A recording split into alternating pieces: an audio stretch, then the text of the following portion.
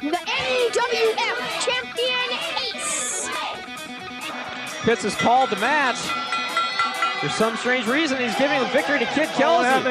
Mr. X declared the new champion. The new champion, Mr. X.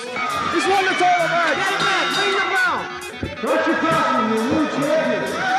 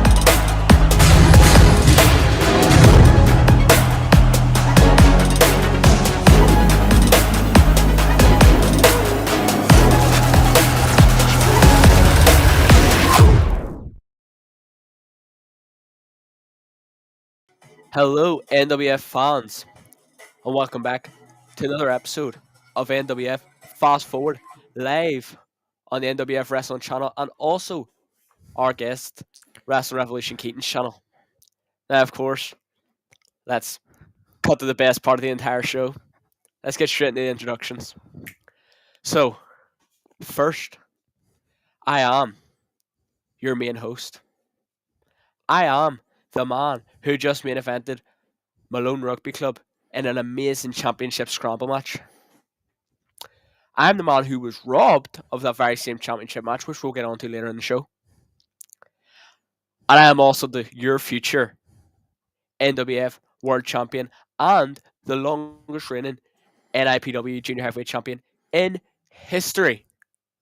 I am the heart and soul of NIPW and NWF. It is the Canary Kid. And next, it is my assistant host. He is the biggest schmuck we've ever had on here. He is the worst of the NWF title lineage.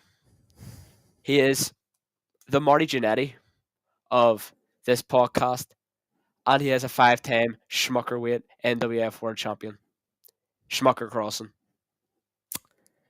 Yep, and Canary, I'm just kind of curious. How's your back feeling this week? You know what?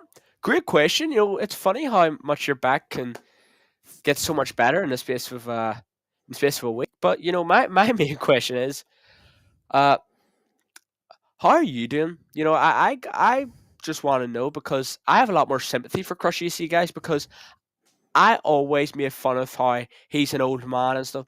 But you know what? After having a bit of back pain, I'm really starting to resonate with you. It must be awful. It really must be horrific. Well, I hope that you don't have to see how much back pain I might have or not have.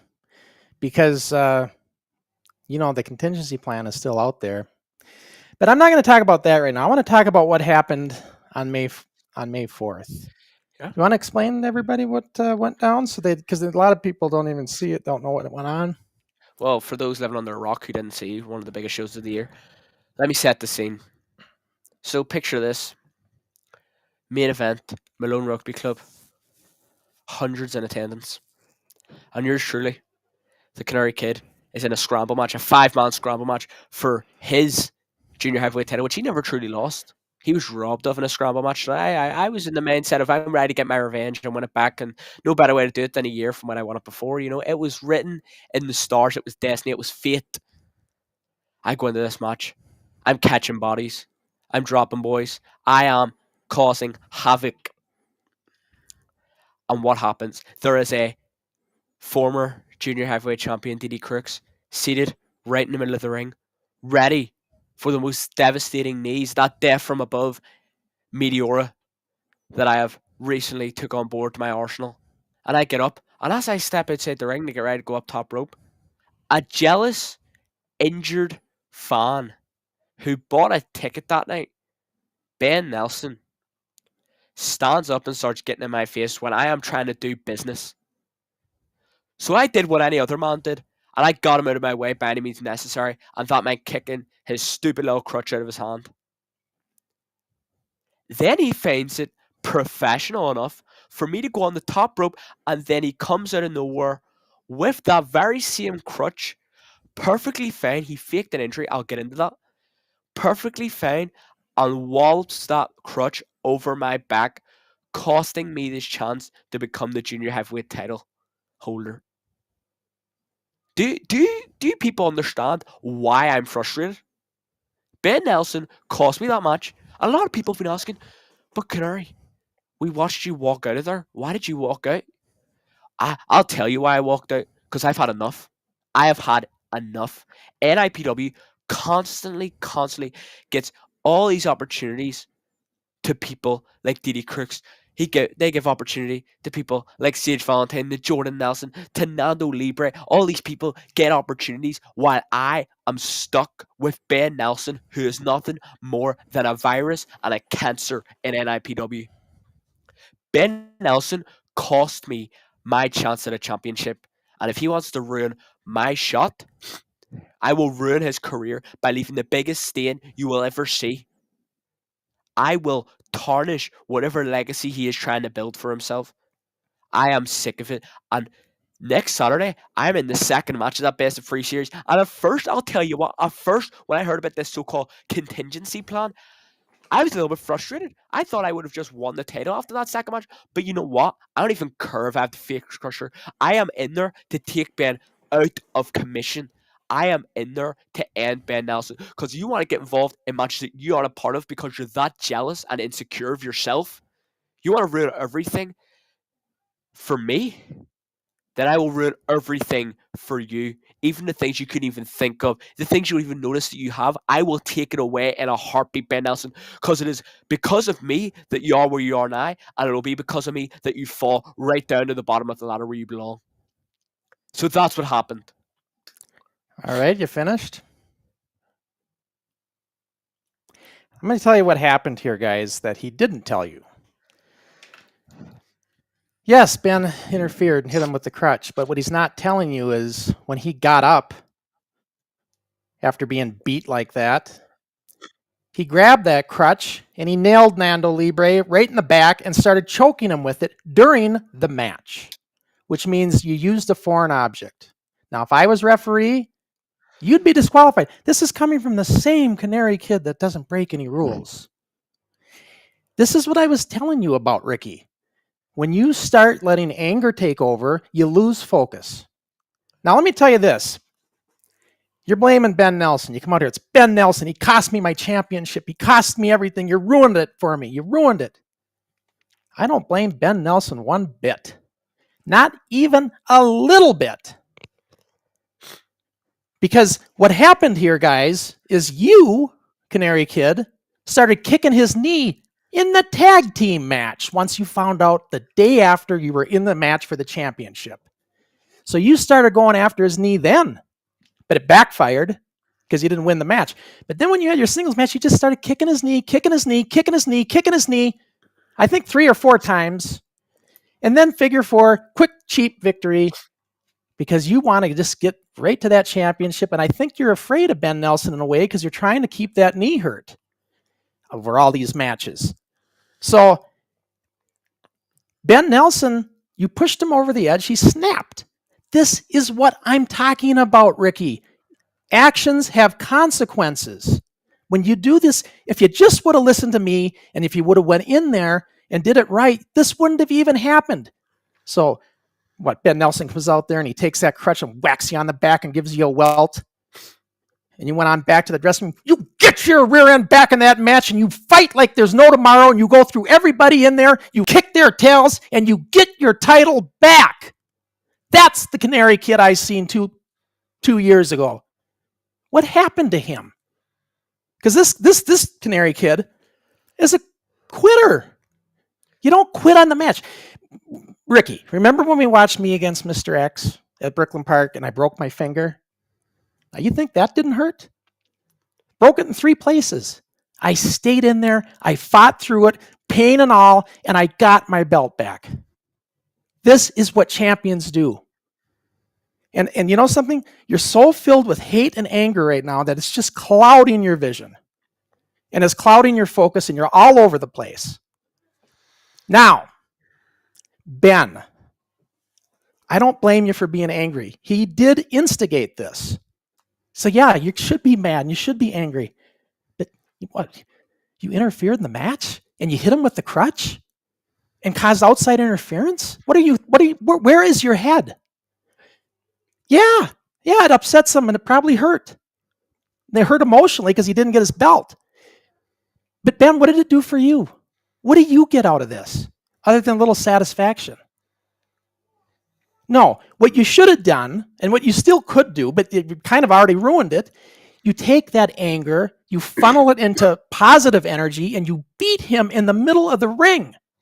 Fair. Because you know what, Ben?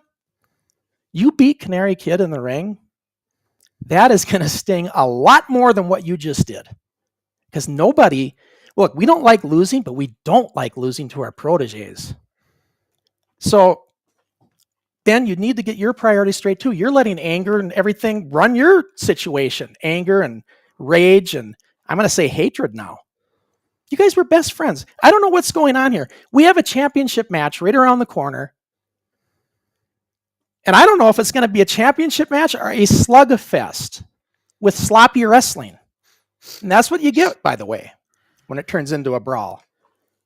So, guys, I'm getting emotionally involved here, but I'm still going to call this match down the middle because that's what a referee does. If there's one thing I can do is be Mr. Integrity with all this. But I don't know what we're going to get. And yeah, there's a contingency plan, and it sounds like you're looking at that. Ricky, you need to concentrate on next week. We still got a match to go next week. I'm not even going to talk about the contingency plan today, guys. I don't really have nothing to say about that. I talked about it too much last time. And what I want to see happen is, let's just see what happens in this next match. I don't know what's going to happen. Maybe it's going to get worse before it gets better, if it even gets better. And by the way, guys, Ricky, I think we should tell them. Well, before I get to that, I guess I want to finish up on this. I don't want to switch gears too much. But I have been getting a lot of grief over people on the internet this week saying, oh, you're too hard on the kid. You're too hard on Ricky. You're too hard on the Canary Kid. You're being too rough. Well, you know what? You're damn right I am. You know why I'm getting rough? You know why, Canary, I'm going to talk to you right now. You know why I'm being hard on you? I see so much of myself in you when I was your age because we both started when we were 14. And I see a lot of that. But there's one big difference. I would have killed to have the opportunities you got with proper training, proper guidance, and learning all the skills that you've learned and that made you that Canary Kid I seen 2 years ago. I would have done anything for that when I was your age. So if I'm extra hard on you, it's because you got the potential to be so much better than any of us from that era. But you're going to throw it all away if you let this hate and anger take over. And that's all I'm going to say on it for now. I want to see what you guys do next week. But I talked a lot there. I know I did. My voice is kind of going already. And I'm going to get beat up by these guys tonight because I got Canary Kid and Wrestling Revolution Keaton about to come in. And I know they're going to tag up on me again. Right, I'm sorry to interrupt, Crusher, but I'm not sitting for this, right? Keaton, I know you can hear us right now. Keaton is in the air right now. Keaton, I'm sorry you're going to have to wait a second because I have to get a few things off my chest. I just have to verbalize how little you people and you, Crusher, understand me. because you don't understand how it feels like to be me. Because I am, and I know I am, and everyone here watching this knows I am, and you know yourself, Chris, you've said it many times. I'm talented, and I know I'm talented. But I'm constantly having the wrong people come up to me and tell me how I'm meant to do my stuff, how I'm not doing things right, how I'm just a kid, how look at him, he's 5'9", 150 pounds soaking wet, he's nothing. I'm sick of it. And I constantly persevere, and that just eats away at certain people. And I'm seeing people like Didi Crooks, as I said, and CH Valentine get all these opportunities that, as talented as they are, I know I deserve just as much, if not more. And then I have people like Ben Nelson come in to my match, interfere with a crutch, attack me. And as legal as it is, although it is a no disqualification match, you cannot get disqualified inside a scramble match. You don't understand how much that hurt.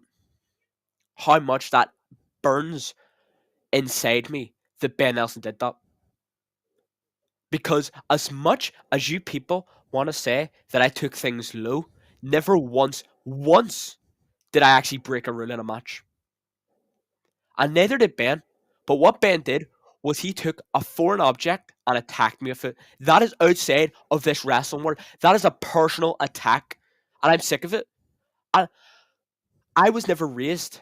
I'm from Twinbrook. I'm from West Belfast. We were never raised to be weak and then be walked over. Throughout history, people from the west of Belfast have constantly persevered, and I'm not going to be one to be picked on. I'm not. I'm not going to be disrespected like that. Canary, your personal, no. Your You personal battle, your Crusher, personal you battles are going to cost you the war. I don't care what you're gonna screw up this whole thing if you keep going like you are. And see, that's the thing. That's the thing with you and everyone else. You don't want to hear what I have to say. And what I'm about to say is, you all put on these rose-tinted, sugar-coated glasses when it comes to Ben Nelson. But when it comes to me, everyone is so critical of me. And it's constant pressure and pressure and pressure. And it's things like that is why I don't have a championship on my shoulder or around my waist. No one else gets the pressure I do. Didi Crooks gets told, oh, you're amazing. CH Valentine gets told, wow, you've broken so much. What a champion you were. Although it was so brief, you did a great job. Pure filth is just amazing. People look at Ben Nelson and go, wow, you've so much potential. Who do you think made him realize that potential? Me. Who do you think walked out of the dojo when Ben Nelson has had breakdowns and has stood with him, reassured him, made him realize that he has potential? Who do you think is the one that Ben looked in the eyes and said, I may not know you long, but in or out of wrestling, you are the greatest friend I've ever had. Me. I have given Ben so much. I have given my heart and my soul to Ben Nelson. And constantly, he's let me down. But I've done nothing but try my best with Ben Nelson. And all because I attacked an injury in a match that I deserved. Because Ben is constantly giving me shtick on this podcast. And I was sick of being disrespected. And I just want to prove to people. That I have what it takes. And I've not lost it. And I'm not a failed waste of potential, and that I am going to put everything into everything I do. You know what, Ricky? You've talked enough. You've talked enough, and I'm talking now. Go ahead. Go. I'm going to tell you this. I'm going to leave you with this, and then we're going to get Keaton in here. But I'm going to say this. You talk about your heart and soul. You know what the problem with rage and anger, which you just demonstrated to us again? It comes in disguise. You actually believe you have heart and soul still, but what it really is, it's the rage and anger that has consumed it. And it looks to you like heart and soul, but do you remember hearing the boos? That's how everybody else sees it, including me. So if we're being hard on you, it's for good reason. And you need to start seeing this thing the way I'm telling you. And Ben, you are already on the track of cheating. And I'm going to say this. That's a slippery slope. And believe me, I know when you start cheating, it's like a drug. It's like a bad drug addiction. And then you want to do it again and again and again. And yeah, all the potential, it's gone. Both of you guys need to get your heads on. And we got a championship match coming up here. And if you guys aren't got your minds in this, this is the 40th anniversary for the championship. We need to give this the respect it deserves. And that means respect for one another. And I'll tell you one other thing I'm going to leave you with. You're talking about how Ben's jealous. And you guys were best friends when we announced the match. And you were respectful for one another at the start of this, at the very, very start of this. And I know we're best friends. Friendship is a tough thing here. Because let me tell you something. And I only know it all too well, but when you destroy part of a friendship and it's gone forever, you don't know how much I wish I could go back in time and do it again and change what I did that was wrong. And so when I see somebody like you and somebody like Ben doing the wrong things, you're damn right I'm going to get passionate and I'm going to interrupt you and I'm going to tell you. Because sometimes you have to do that to get your point across. Now, Canary, we can go back and forth on this. Yeah, I know. Just get Keaton in here. Come on. We need to get Keaton in here. And but I did want to say this, though, Ricky, and we'll leave it at that. But, food for thought. All right? That's all I'm asking. Now, I'm going to say this. The venue has had to change, as you've seen in the promo. It's not going to be June 1st like we've been telling you all along. So it's going to be May 31st. And Ricky, you know a little bit more of the area. It's at the, if you want to tell them where it's the Willowfield Church Halls. It's a nice venue. Lots of seats, lots of room for all the fans who are ready for a great show. All controversy aside, right now it's going to be an amazing event for sure. No matter what goes on with the title match, but not just the title match, the other matches on the card, why they're not announced. There's many people putting their names in the hat who want to be on that event. And I can assure you, with the names I've seen in that hat already, it's going to be an amazing event. It'll probably put NIPW on another level, and that's not just me saying that. It's a big event. There's a donation of a percentage of the ticket prices. A percentage of the ticket money is going towards the church that's hall we're using. So yeah, it's not just for us, it's also for the good cause of the local church. So right. It'll be a good event. It's going to be a good event, and as much as I'd love to say it's because of the hype of our big match that they had to get a bigger venue, but it really was just a scheduling conflict, and we just had to move it. Things happen. It's just life. Yeah. That's wrestling for you. It's the closest thing to the life of a rock star, apart from being a life of a rock star. So it's anything can happen. It's a very unpredictable we do have lots of comments coming in. Ben's in there commenting, but I'm not going to get him fired up yet with that. We'll get him, Ben, but we got to get our guest in because he's been waiting patiently, listening to all of this. We need to get him in. So let's get into Wrestling Revolution Keaton. I'm so there we go. Sorry. There he is, Wrestling Revolution Keaton, my co-host on Kayfabe with Keaton. First time on NWF Forward for you, and this is going to be a fun show. Are you excited? Yeah, this is good. Yep, yeah. I'm going to briefly apologize, Keaton, for the hold-up. Things just happen, yourself. You've been to so many events, you just know how things work. But you're here now, and I've heard that we have some good footage that we're going to get into later in the podcast, which I honestly can't wait for, Keaton, personally. So that'll be a lot of fun. But yeah, it's glad to have you here. Well, Keaton, I know you want to comment on what you heard, so let's go ahead. Let's get your comments in. Yeah, don't worry about taking so much time when you're talking to Crossen. You need to take as much time as you want, because this guy can't comprehend that Ben Nelson is not as good as you. That what you done in that match with Ben Nelson, you did not cheat. You just took the shot like any old wrestler would do. But Ben Nelson screwed you when he didn't need to. Mm-hmm. Yep. And what about when Canary took the crutch and went after Nande Libre? You don't even know his name. What about that part? What about that foreign object usage? That's a disqualification in my book. It's an ODQ match. It wasn't an ODQ match. It is. It's a scramble match. It's no DQ. Scramble match. You pensioner. I don't remember them announcing that. It's just in the rules. It's the same way as a triple threat match. It's an ODQ match, but they don't announce this is a no DQ triple threat because it's just well known you can't end it by a DQ. Yeah. And once again, I didn't point this out, but when he did mention it. He took the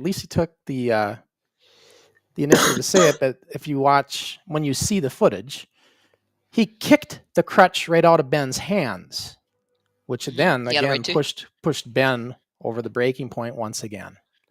He had a right to.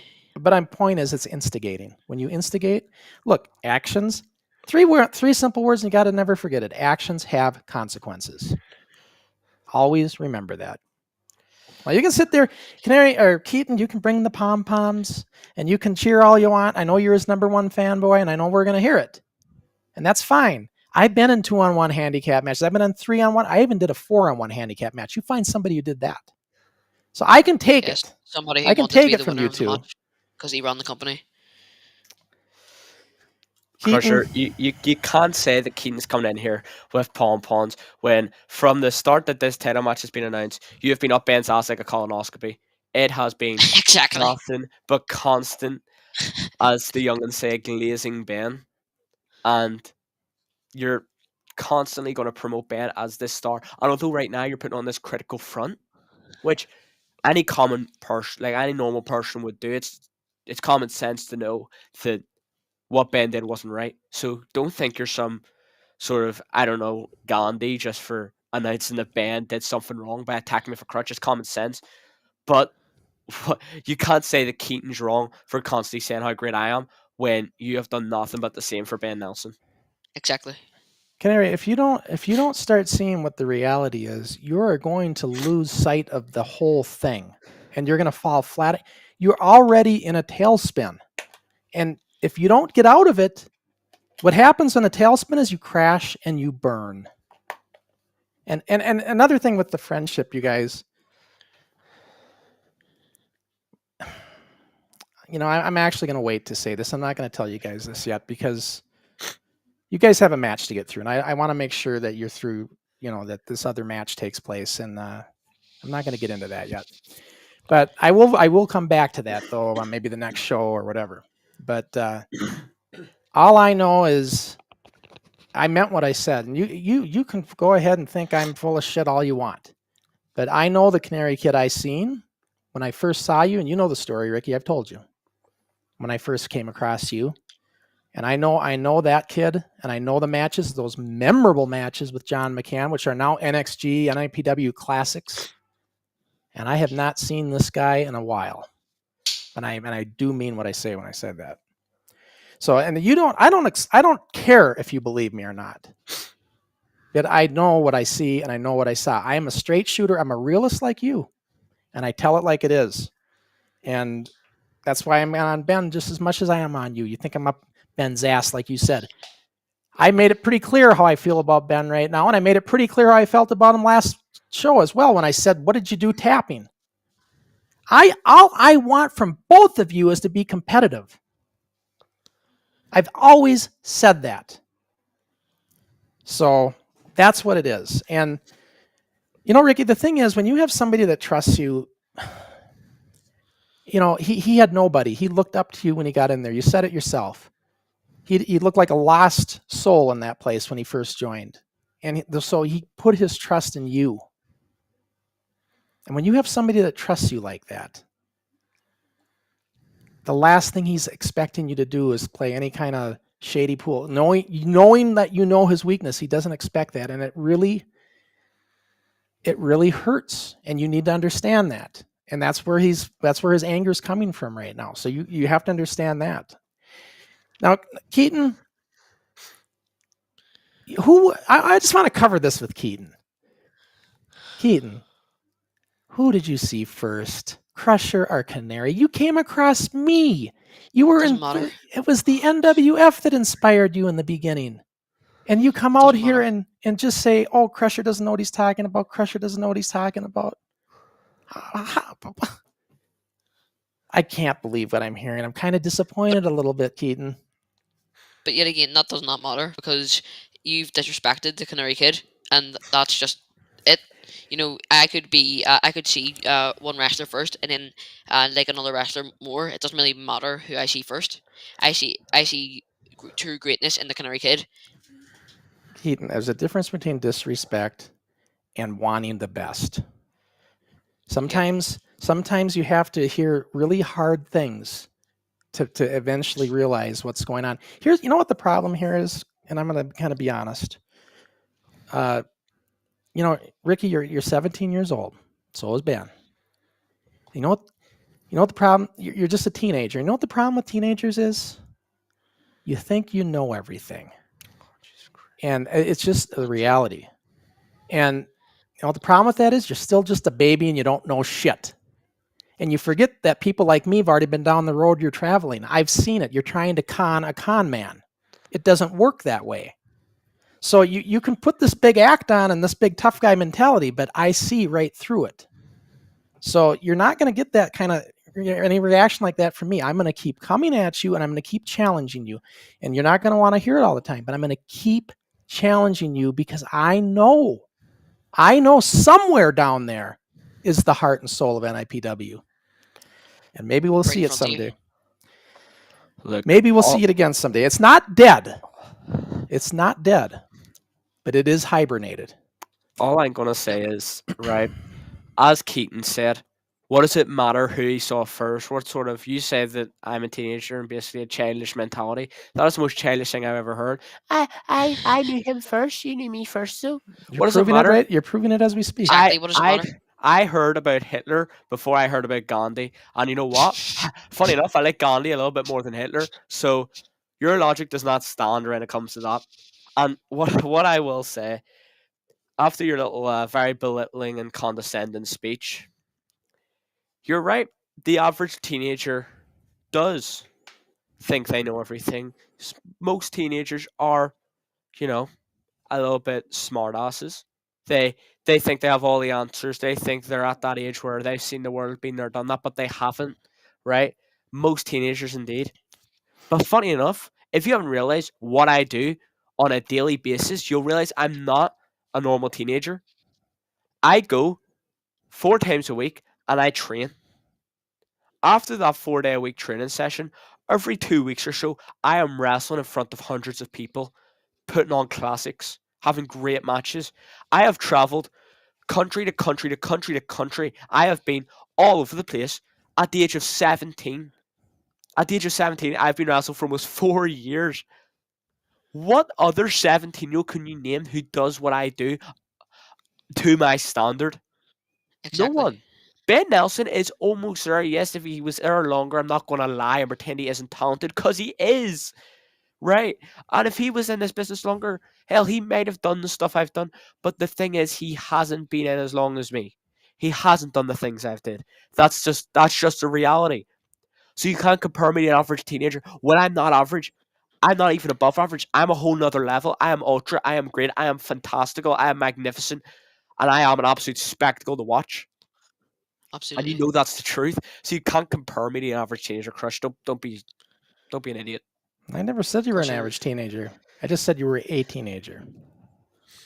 No, And he says that he's one of them teenagers that that thinks he knows everything, when really the Canary Kid but is if you think the average teenager. you better be careful about this walking on water mentality that you think you have. You know what your weakness is, Canary? Remember when I said everybody's... The heck is that noise? You hear that? Keaton's popular. What is it? I'll put it on silent. I think he's popular. And this buzzing noise. Someone No, but what I was gonna say is now I lost my train of thought with that noise. you forget most things. You're at that age. I was gonna say that you can come out here and say you're all this invincible and everything. And I said you had a weakness, Canary. You know what your weakness is? It's your overconfidence. It always has been. And so, and that's what blinds you. But this hate and anger and rage is dangerous situations. I hope that you find a way out of it. But let's get with Keaton. Keaton, you got to do something. There's some weird noise. Yeah, coming. Keaton, this is not. Oh my god! 1 second. What is that? It's his phone. Someone's ringing me. Oh, because it's like loud. Do you hear it too, Ricky? Yeah, I think it's his agent. Mute. There. His Good. agent. All right, Yeah, let's switch gears a little bit, Ricky, because we don't want to blow Keaton off. We're Right? missing the meaning of this episode. We'll double back on some of this stuff when we get to the end. So and Ben, I will bring your comments in. You just have to stay tuned, buddy. I shouldn't say buddy, because I'm not real happy. But we're not going to get into this. We never have. Yeah, you're getting We'll get back. We'll get back to that. All right. Absolute yopper. So Keaton, when did you start training at NIPW? Is I guess my question. Well, I started training 4 years ago. My first show I went to was NIPW Roar's War, which you're going to see a bit of. Okay. And yeah, so I saw NIPW obviously advertised their first show, and then after that, I saw that they were doing wrestling training for juniors. So I thought I know Nathan well, and I knew John kind of well as well. And I loved wrestling, so there was nothing better than doing that. You said you started training 4 years ago? Maybe 3. Yeah, I think it was 3 because 4 years ago I hadn't even started yet, Keaton. Oh, so it was 3 years ago. You know what? Fair enough, because I always add a little bit more on as well. So I get where you're coming from. And of course, that first session, it was a good session. We had a good bunch of people there. I remember it. All round, the idea was a success, and you're still at it. I think you're the only one left from our first class. So how does that feel? Seeing Yeah. people drop like flies, in that sink or swim, environment. Well, it feels kind of good. Yeah. It just shows that some kids don't want to stick it, maybe because they don't like wrestling enough. But it just shows the amount of passion I have for it, and I think that's quite rewarding for me. Yeah. Well, we've seen Keaton, you come some way. you certainly understand my story because you've read my book and Yeah. and you know the documentary, and you know that what we had, you understand it. So for you, I mean, I think it's so awesome that you have this environment. Like I told Ricky earlier, that you're learning from the best and you're learning the proper techniques and everything. And I don't think you guys understand just how much I would have died for that, man. I mean, we didn't have any situation at all that we could go and do that. Like if I went to Eddie Sharkey, before he found me, he would have told me to get lost. It wouldn't even be a conversation. They just didn't train kids. It didn't happen. So I think for you guys in this day and age, that's amazing. And it's just great that you have this, Yeah. It is. But the thing is, you got to keep working at it, right? It's not easy. You got to keep improving. You don't want to just keep going through the motions. You got to keep getting better at what you're doing, right? That's the goal. Yeah, definitely. Yeah. So I guess we should probably get some of the watch along. Let's hopefully this plays. Let's see, because we've been having trouble playing videos, you guys. So let's see if it works. I'm gonna hope it does. This is gonna be hard to watch. I'm gonna be mad if it doesn't. It's going to be amazing to watch. Hey, wrestling fans. All right, it works. All Oh right. my god, the shades. So there's Keaton at a very young age. Gosh, how old were you here, Keaton? I don't know what age it was. Maybe You 10? were- What age you at, Keaton? Yeah. I'm 13 now. 30. Oh my god. Look at John. Look at John. They didn't even look the same. Yeah, you would have been about 9, 10. Yeah, probably. John You does weren't even there not. at that point. No, I wasn't here yet. My first ever time going as a fan was the show after this. John kind of looks like, the way Nathan described him was marshmallow. No, that was me who described him as a marshmallow. What's that? That was me who described him as No, a marshmallow. Nathan did. Nathan did too, and we had Okay, him. great. Right. Oh, the first class. John the Kid McCann showed That up was a to good train bunch. us. We learned how Good to bunch of climb people. into the ring. You can hear the So this difference is- in the voice. Yeah, it's Yeah, very yeah. low. I mean, very We learned high. how to dive Did- into the ring.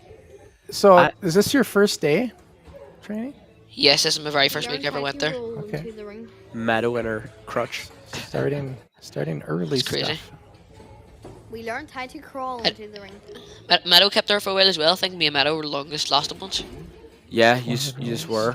I feel like John the Noah Mom and from the Kaden first are up group. there now. And Them Ethan two. Oh, Boyd from the first Yeah, group? Yeah, taught us how to yeah, do 100%. Forward rolls. No, you two were both really good. You were both at a I high don't even remember any of standard. these kids. Yeah, same. Ah. I hate to be cruel, but I only remember you and Meadow. Probably because you've lasted the longest again. Left Yeah. hand behind the head. So this is locking up here. Right I actually hand do remember this on kid the you're locking up with. He was Same. the Then we put Flammers. it to the next level. Put Alex. John McCann in a headlock. No, Patrick Patterson. You had him on. That's his Mhm. nephew. You were locking up with there, Keaton. Next up, Chris Mercer. Oh, yeah, I remember in a him, like- headlock, and he helped me. And then I feel like to this get kid you're wrestling now, I don't know what he's doing these days. Who is that? It's Chris Mercer. I Is that seriously Chris Mercer? Yeah, that was Chris. Good, it kind of freezes when Moved I'm on seeing it. to the press up. Oh, okay. challenge. What way am I doing this lockup? My first trainer was John McCann. It's crazy how far I've came as well. Oh, look at the strength. Putting John This down. Remember- was a really remember I used to always do enjoyable Oh yeah, you were great at this game. It was I came out tired. it's but crazy full though. of Now you can like confidence. not What a use great back then day's you couldn't training. even like forward roll right or like backwards roll. You can do anything. And now you look at I you know. like your fanfare rolls, your fundamentals are down. Yes. Hi, And what's that Carlito. kid doing these Getting a days? meet and greet with This guy? Carlito. Yeah, the guy with the Welcome, afro. What's he wrestling doing these buff. days? It is Wrestling Revolution Judgment Keaton Day. here. Oh, okay. Today, you'll Yeah, he's see a us very learning successful some trainee. new wrestling moves. This is all fast forwarded, obviously. Our warm-ups and Yeah. stretches Uh, at NXT Wrestling. who was it? Was it just you, Oh. Meadow, and Ruben? Looks like it. There was a while where it was just me, Meadow, and Ruben for a while. Yeah. Oh, Ruben also left. He was a great kid. He was great to have. I know. He actually was. Why- He was awesome in the ring. Really talented. Yeah. There's been a good few have left that have really like. I always said Crusher. It's the hardest part. Like Meadow, Ruben, and then my nephew Liam were the hardest Yeah. ones for me because of how good they were. They were Yeah, all you told me great. Yeah. about that. And wee Mason as well. We used to have Mason. He used to be a great. He used to So be none great. of them, great. none of them are doing it anymore. No, it hurts. Like, but because obviously he's my nephew. I have hope for Liam to come Practicing back front, into it. is practicing front bumps. Yeah. Yeah. Oh my god, I remember these days. I used to get up so early in the morning because they used to be even earlier than they are now as well. Then we practiced. Our We used to be up backwards early. break Well, falls. that is, Seems it's like what, just slamming 11 on the till canvas, 12? But it's so much more. Yeah, it used to be 10 till If we 11. don't get our break falls right, And because where I lived, I used to have to be up try about and 9. What time are we doing it Saturday? Is it going to be 11 a.m.? less than It'll be 11. to get injured. Okay. But yeah. Oh, and then this one. Back roll Back bump, yeah. or a back bump. That's, Used to oh, you be- do it like Dirty that. You high slide to off. fall. Okay. Oh, we Yeah, had that's the when I used to be. screen. Yeah, I was scared of all the movies when like ages ago. I'm kind of better at it now, but I used to be scared to do everything. You did. You're getting much better. Yeah. I still remember one time Keaton came into a training session and didn't believe that I could have carried him. I still done that like 5 You times don't every believe you week. could have carried him? It's not that hard. Yeah, he really had. No, but- He was scared to cross-body me, I think it was, because he didn't think I could catch him. Oh, you didn't trust him. Okay, I get it. Did not trust me at all. No Yeah. trust. Yeah. Oh, this is great to watch. This is good to look back on. There's me going for the high five. Oh my god, I was tiny. Standing armbar. I know. A man I know. I over the top rope. ringing a bell in a church tower. This is when I think I first started seeing you. You look more like You're this pushing the rope when I up first came across you on the and pulling net. the ropes down. But in this case, Oh. it was Chris Mercer's Look at me arm. smiling after every move. This is funny. I was ringing the bell. I don't was smile as much. smiling.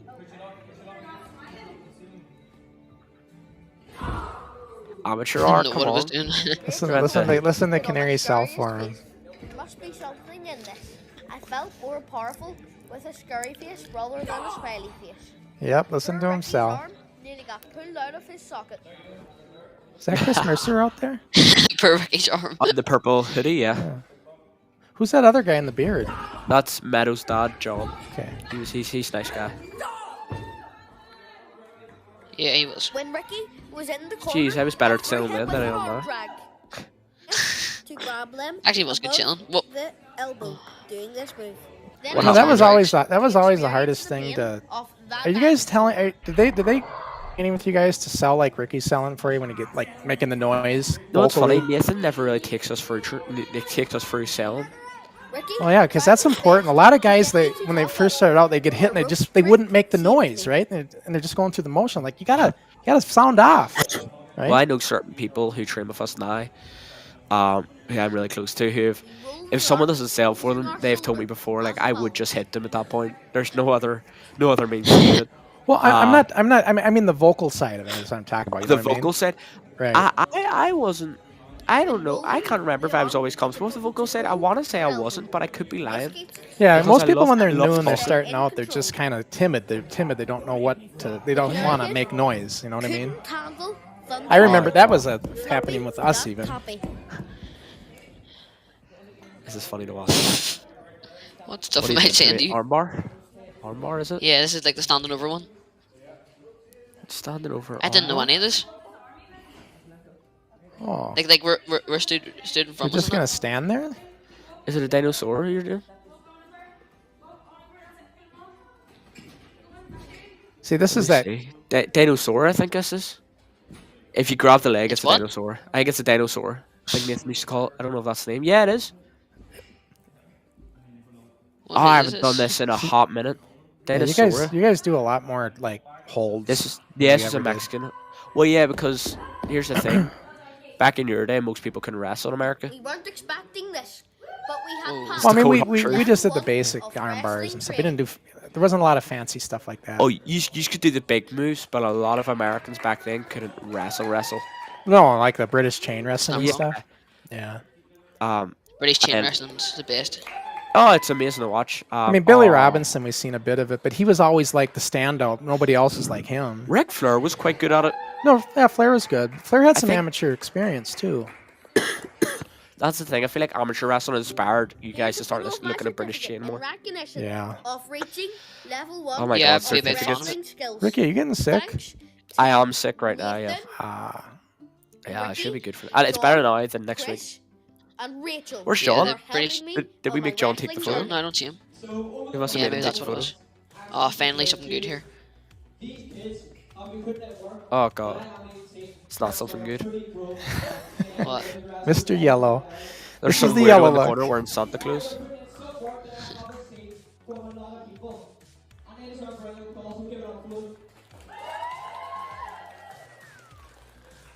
Always been able to talk the talk. I remember before every show, like if we done a display or something, I used to always like get really nervous before, like the week before. Oh, you were really nervous, and then this was the same show where Meadow got really upset before the show. Meadow was By crying. the, Yeah, by I the way, think guys, so. I'm gonna get through some comments since we're in this too. Let's do this. So your dad's saying, "What do we want, Keaton? When do we want him now?" That was when all me and Rick were going toe to toe. Apologies, Darren. And then Darren says, "Dry your eyes, Canary. Dry your eyes." He was telling you. Apology redacted. And then he says, Darren's got a lot, so I just want to get his in here. He says, "Where can we get Ben Nelson T-shirts?" He's riding you, Canary. He's riding Great you. question. I would love a Ben Nelson T-shirt, honestly, because toilet paper's expensive these days. You know. Oh, And then he that's says, "I true. reckon Ben's style mullets would sell well." Ben style mullets. Yeah, you know, a lot of people want to dress up as horrifying things for Halloween, so I feel like his mullet's pretty scary. And then I think this is your mom. Keaton for the title. You know, maybe I should. You know, we're bringing back the NWF World title. Maybe I should bring back the NWF Lightweight Champion as well. Nah, I don't want to. We don't want to make this turn this into NWF. We'll just We'll just keep this World title. Sorry, Keaton. Let's keep the World title. You can always go for the world title when the time comes. Yeah, exactly. When I'm holding it 4 years from now. Yeah, I took the ring name, the lightning bolt here. Yeah, I remember that. And then Dixie Dave, your favorite, it says Crusher running his Best. mouth. As always. Yep. Went through we'll- rolls. We'll get rid of that. And this is what Ben said to you So yellow. when you were talking bad about Ben, Keaton. He said, "This is why your dad's better than you, Keaton."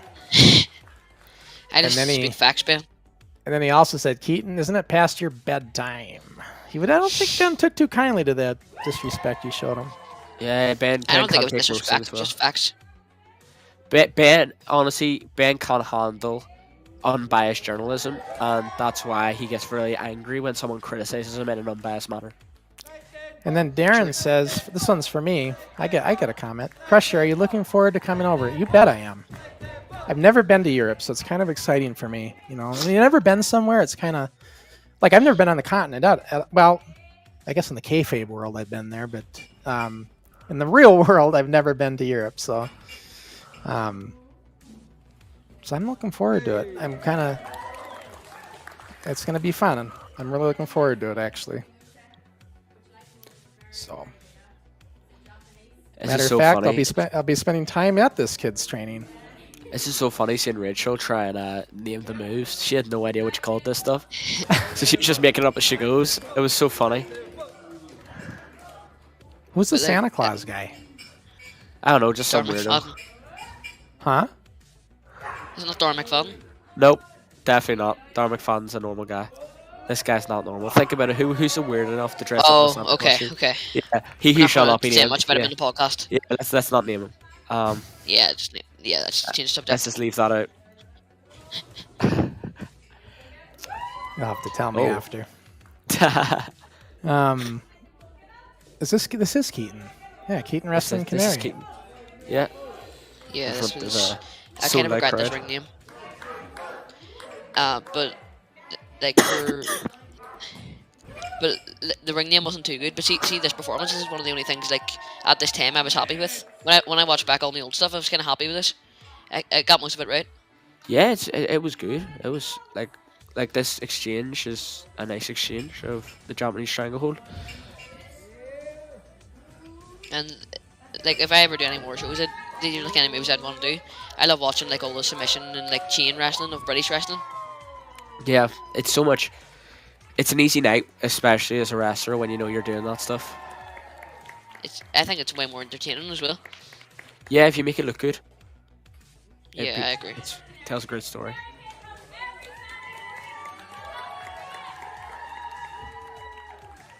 And there's me taking all the glory. Surprise, surprise, huh? And look at that. Young Ruben wore my shirt. Oh, the first ever bird tops. They were my best ever merch. I've only had 2 ever shirts, but that was You such know what? a good shirt. I give you a Crusher Crossing shirts. You never gave me any Canary Kid shirts. I better get some when I get out there. I don't have any, bro. They sold out so quick. Well, This you is better what we were order some talking about. more. When I was afraid to crossbody you, this was the exact sequence. Oh, you're a little bit older now. Yeah, I can tell because I'm wearing an NIPW shirt. So Yeah, and it was NXT at that time. it couldn't Yeah, be I NXT here. Because I'm I think wearing an NIPW shirt. No, that's what I mean. Like So couldn't it be it's NXT if I had NIPW. one? Yeah, it's No, yeah, that's NIPW what I mean. here. Oh yeah, and there's Charlie and stuff. Charlie's new, so well not Yeah, so new, it's but he's definitely newer. NIPW. So this is not that long ago. This is last year at the latest, like at the earliest. I mean, Yeah, it's about the time you joined Forward because you have that's kind of what you look like with your Yeah. hair, at least. And speaking of hair, I don't know if I brought this in, but Ben says Keaton's had the same haircut for 3 years, getting kind of old. Could never be me. Well, not with that mullet, I guess. oh no, this one is this one older? No, it's not because this is after me coming back from Canada because that's my Ottawa jumper and it's not an NWF shirt you have on, Keaton. Yes, No? it is. It is okay. This Yeah. cannot be that old either. Oh my god, Was that the NWF shirt? Oh, it is. How It about is. that? Yeah. That must have been after you came on our podcast then, Keaton, because that's when I sent it to you. So that had to be Yeah. around May, June? no, it was after because I have my Ottawa sweater and I got that in Canada in the airport. So All and then right. I got back and it was on my way back from Canada, so it was like August or after was when this happened. Yeah. This one has to be pretty recent now. Yeah, this one was like 3 weeks ago. I was gonna say because this is our recent setup. Oh, yo, you're Yeah. doing the prawn hold, I like this. the prawn hold pin. Yeah. You ever see Zack Sabre Jr. Keaton? Yeah, he's awesome. Yeah, he does this really well. I like him.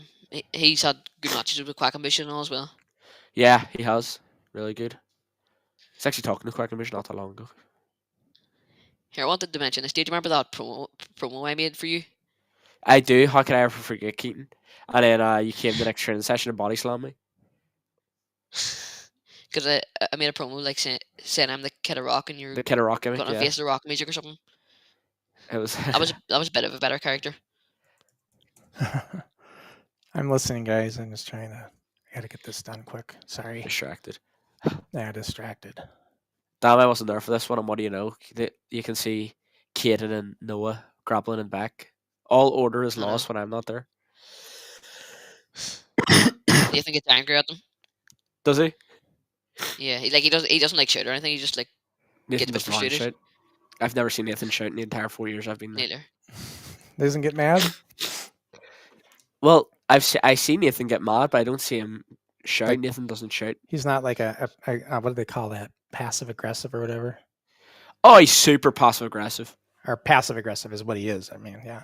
He's a little bit passive aggressive, but he's straightforward, so he kind of loses the passive aggressiveness. Yeah. So but he's very non-confrontational. It's Right. really Nathan's very complex. He's hard to understand, you know. Oh, I've been talking to him a lot. I know what you're talking about sometimes. Yeah, it's brutal. Yeah. I know I'm preparing for all this and everything, of course. It's a lot of work, guys, putting this this whole NWF championship match on, and now I got to do a lot more stuff. Like I got to do I got to do stuff for Mitch that he needs for social media. I got to do some other things and it's going to be all good. It's going to be all for the good. So, and then I'll be talking with Johnny. What's his name again? Johnny McElroy. McRae. He wants to interview me next week for his stuff. So, yeah, it's gonna be fun. I'm really looking forward to it. And I'm looking forward to working with you guys at this kids class, Keaton.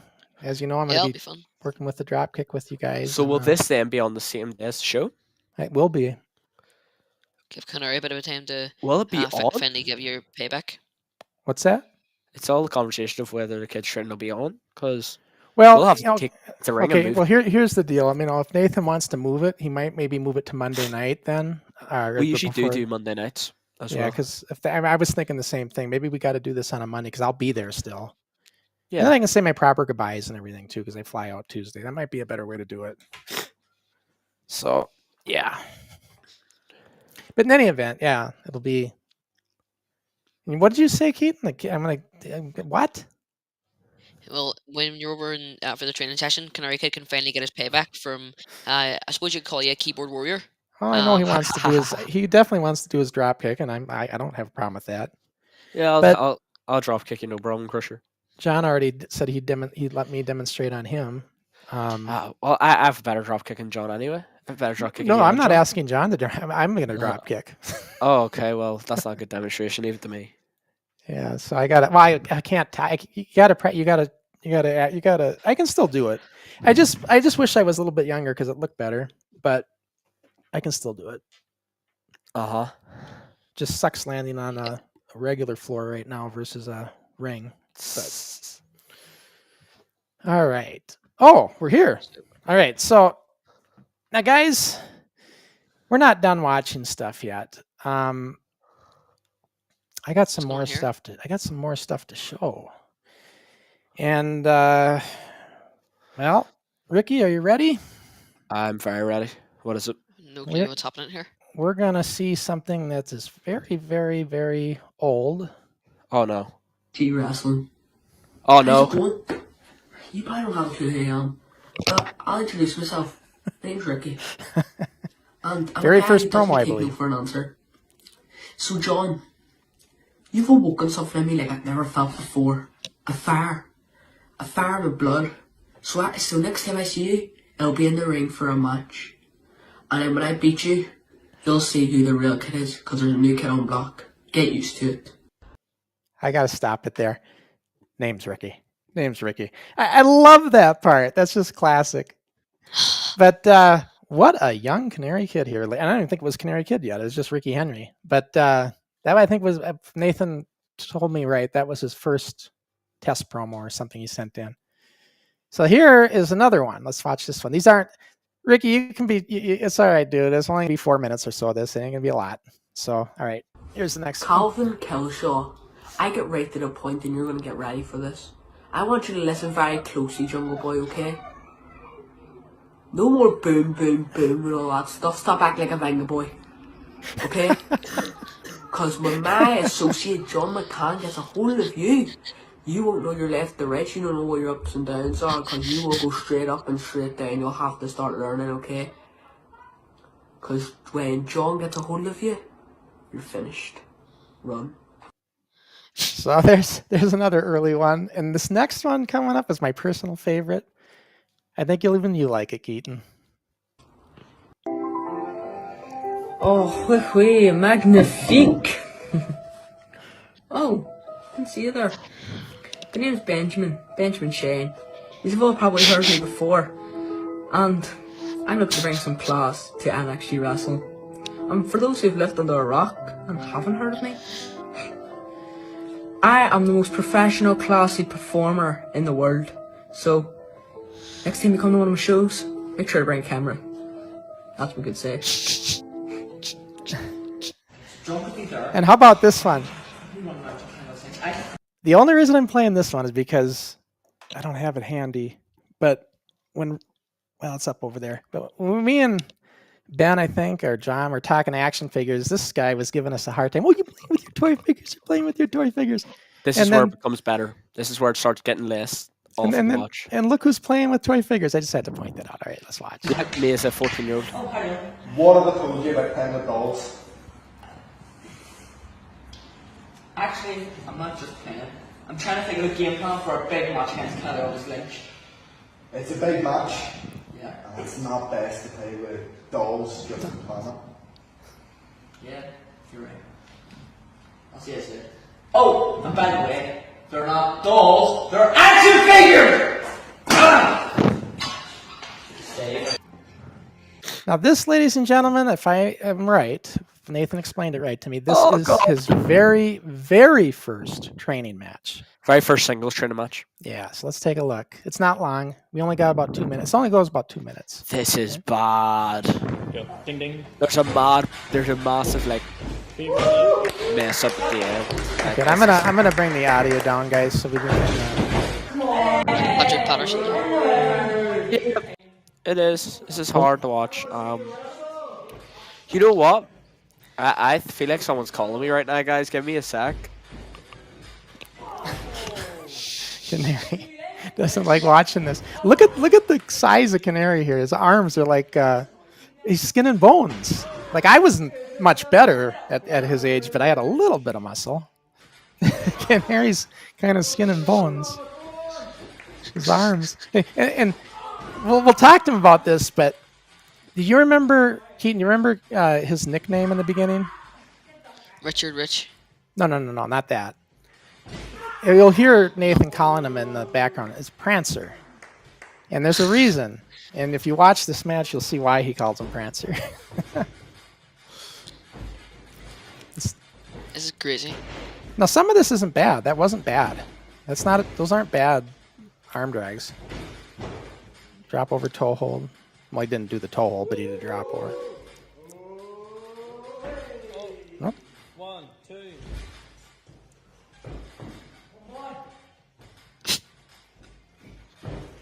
Now watch, I'm going to show you. Look at the clothesline. Now watch the clothesline Ricky takes here. There's the elbow. Now watch this clothesline right coming up here. Watch this one, guys. This is the best part coming up when Ricky's going to take a clothesline evenally. 1, 2.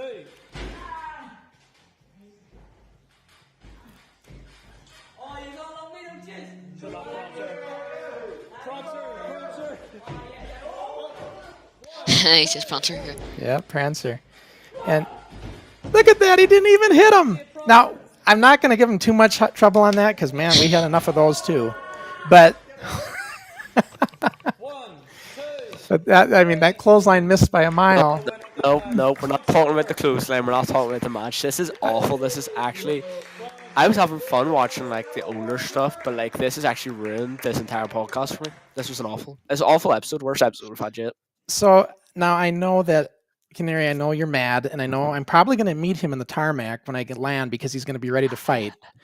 But now we won't have a problem getting Canary and Crusher in the ring. But listen, I promised Nathan I would do that. He was wanting me to do this for a lot of shows. Yes, Was it it was Nathan? It was Okay, Nathan that he'll- wanted all that. Oh. And I just before you're going to try to beat me up when I get there, listen to this.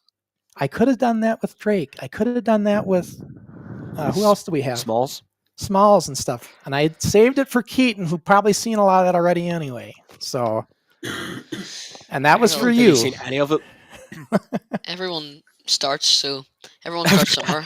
Everyone starts. Exactly. And not only that, Canary, I feel your pain because every other week on Rewind, we got to watch some stuff that I can't stand. So bad. So when I I see watch my our early matches, never mind before I even had my first match. and the missed clothesline, I'm not going to give you too much on it because we did enough of that too. But Me and John did it in our like match that gets called one of the best matches NIPW NXT ever had. We did that. John was meant to hit me a clothesline and went like this. Yeah. Because he didn't think he was supposed to, which you still should never go like that. You should just still follow through. And yeah, I bumped it without getting hit, which also I should have just been ready to run for it. But nope. Still one of the best So- matches, but Yeah, it was a great match, but oh god, that was brutal. So guys, now that we've seen some of that, I'm going to bring in a little bit better quality stuff here that I'm going to show you of us, of me. But it's not a whole lot. It's just remember when and this ties into what I want to relate with Canary and Ben, really. Because I always tell everybody that this is the new era of wrestling. That's why we're doing this NWF Championship match. We're gonna reintroduce the belt to the new era of cutting edge and doing things that are just innovative. Innovative is the word I'm looking for. Coming up with maneuvers that maybe nobody's seen before, or twists on them and that, right? So I'm going to show you something I did back, and I've talked about it. I've just never showed it. When we did a move, a double suplex crossbody block, which in this time period, like now it's probably happened maybe, but in the mid 80s, nobody's seen anything like this, right? The Rockers were doing it, but it wasn't a double clothesline. And it's hard because I'll show it when I put it in, but it's hard because you got to clear both their heads or else you're crushing somebody. So I'll show you that, and then it's not very long. But of course, when I bring this in, I have to, if it plays. Oh, no, it's not going to load. I'll have to bring it in the hard way. Oh, boo. Well, that's fine. I can bring it in the hard way. Not the hard way, but I can get it in. Hang on. This is annoying, guys. We're gonna have problems on our future shows if this keeps happening. Let's see. I got to do this. Just give me 1 second. There we go. All right, let me find it. It's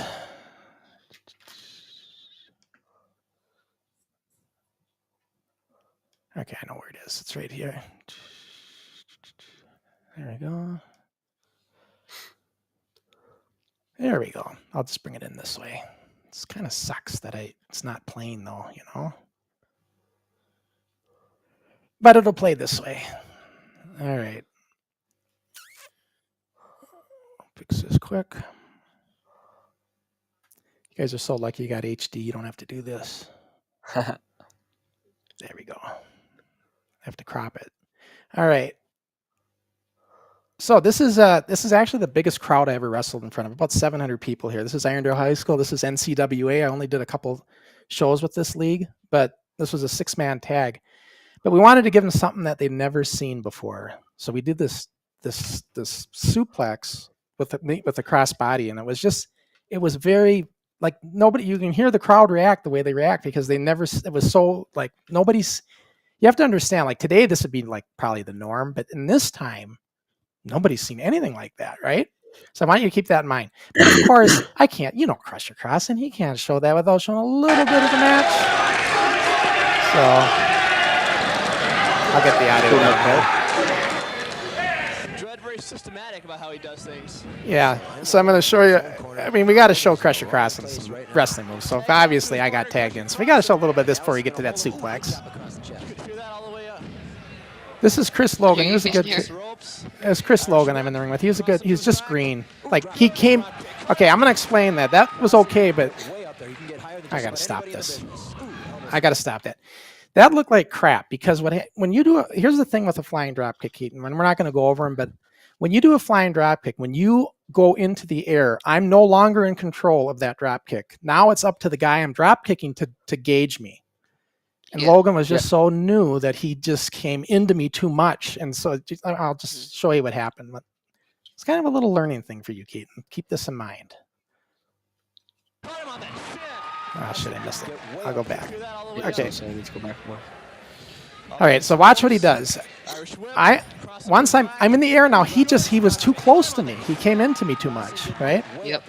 So it was okay. It still worked, but it's just that kind of stuff annoyed the hell out of me back then. Chris Logan was just new. He just was new. Sloppy on his cover, forgot to hook the leg. That's one thing Mike, I did it intentionally because I wanted him to kick out. See, anytime we don't hook a leg in these days, it's intentional. I suppose you get, and his chops, yeah, they echoed, and then you would be left with a handprint, a literal handprint on your chest. All right, after this body slam, I think he throws him in, and then we'll see that move I'm telling you guys about. Yeah, that had to hurt. So here it comes. Now you know the Rockers finish, right? How they did it? Okay, so it's the same move, only it's a double. So I love the Rockers. Oh, look out. This could be double suplex. Oh. That's insane. That's very ahead of your time, to be fair. it really was. Like, Class. we did rehearse it a couple times, you know, just to make sure we could get it off. You know, not here, but when we had the ring in our training, where we were training at the time. But yeah, that was just kind of. It was just kind of like. And so my point, I think we're done here. Yeah, we're done with this. So my point is, it was just cutting edge, like at that time. So that's my whole point with this NWF belt, bringing it over to Ireland, is because you guys are cutting edge now. You're the innovators. You're the ones that are taking wrestling moves and maybe twisting them a little bit or coming up with something nobody's seen. So that's what that belt's all about. I mean, you're going to be an NWF champ. It's because you're part of it, and it doesn't. You don't have to be a kid. You don't have to be a teenager. You just have to be part of the new era. You know what I mean? Yeah, and exactly. As good as it was for us back then, and stuff, and now you look at it and you're like, yeah, we could easily do that, sure, and you could. But back then, people were like, holy shit! You heard all the crowd was like, whoa, like they just never seen it, right? So it's kind of cool. So then the other thing, you know, with all this, I hope these come in. Otherwise, I'll have to bring them in the other way. But let's see if this works, because I've been getting so much heat on this. All right, good, it works. That drop kick that Kelsey claims I dislocated his jaw. I've just got this on loop. We're just going to watch it. We're going to keep watching it. It was fast, though. I didn't realize how fast I was going until I see it now when it keeps repeating. But look at how fast I went at him. But it was like cut. I know the camera didn't get it all, but right there is, you know. But I was flying through the air, you know, so it just doesn't get it all. Like, to be completely honest, it does look like his show was dislocated from that move. It doesn't look like your boot was what caused it, though. He threw up his hands like that for it, and you see his hand, right, if you can get it paused perfectly, his hand hits himself in the mouth, plus your boot, I think popped his jaw out. It does tap him, but, you know, the thing is, when you get a dislocated jaw, though, it's usually you get like slugged, like somebody punches you like bad. That's what usually with dislocated jaw. Not a little tap. But what I'm saying is, you hit him in the you hit his hand, and his hand then cracks against his face. He may have like flinched into himself as well. All of that added with your boot coming into his hand, he basically punched himself super hard in the jaw. And he also might have had his mouth open. He made it open his mouth last second right there. Oh, boom. You know?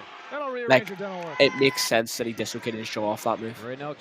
I don't think he did, though, honestly. It's not enough. I'm not hitting him enough. I'm just not hitting him enough. I'm not getting enough of him. I'm not saying it's your hit. I'm saying you hit his hand. You hit his hand. Right. No, I'm not. Look, I'm not saying that we didn't connect it, but I don't think that little tap like that is enough to make it dislocate. Look at his jaw. His jaw goes inwards. Look, his jaw goes inwards. No, he just turned. You know, he just turned. Don't try to defend yourself, Crusher. Look at his jaw. And here's my other proof in this case. We didn't hear a damn thing about a dislocated jaw in these days. And believe me, if that was dislocated, I was friends with all the moms. I would have heard from Matt's mom in a heartbeat on this if that happened. That's why I'm saying the jury's kind of out on this. But another thing, Keaton, since we got this, since I got this in slow motion, though, what I wanted to show you, Keaton, on this drop kick, and this is something I'm going to talk about with you guys. It's very important, and for me, that see how my feet clasp together when I kick? Perfectly. Yeah. That to me is what makes a drop kick what we used to call pretty or sweet. That's sweet, right? Because And you don't have to. Some people make the mistake of wanting to clasp their feet right out of the gate and do the whole jump and kick, and you don't need to do that. But you need to come together right when you kick. That's where you want to do it. Yeah. Right? For me personally, recently when it comes to keeping my feet together, I do the one where I keep my feet together the entire time. Yeah, But I mean to it's an not extent- wrong. I mean it's not bad. Yeah, so for me, my feet aren't wide when I do it, but I wouldn't say they're like that. They're just kind of closer. I jump up like this, like facing them, hit it, and then turn with the kick. I use their chest to push off into the turn, but I could drop kick off them at the same time because I've just gotten used to it now. Now the landing, I can't really talk about the land. This isn't a standing drop kick landing because when you're flying, you're going to land wherever you land. But I was hoping I could show you. I don't have a standing one. It's very important. A lot of people make the mistake to land like this, and that's how you sprain your wrist. So you want to land either forearm or slap, right? Like that is a good one. Yeah, slap it. Either slap or there's nothing wrong with doing a forearm either. A double forearm, land like that. Your fist. All round though, for me, from time to time, I'll still land like this for the simple fact I'm double jointed. I can take the pressure most of the time. Like I can take mad pressure on like you guys. Like I can take. Oh, I don't like pressure seeing on- that. I don't like seeing that. Yeah. Oh my god. Oh my god. Oh my I god. can take mad pressure on my body parts. Like That I should. if you do that in person, I'm gonna kill you. Don't do that.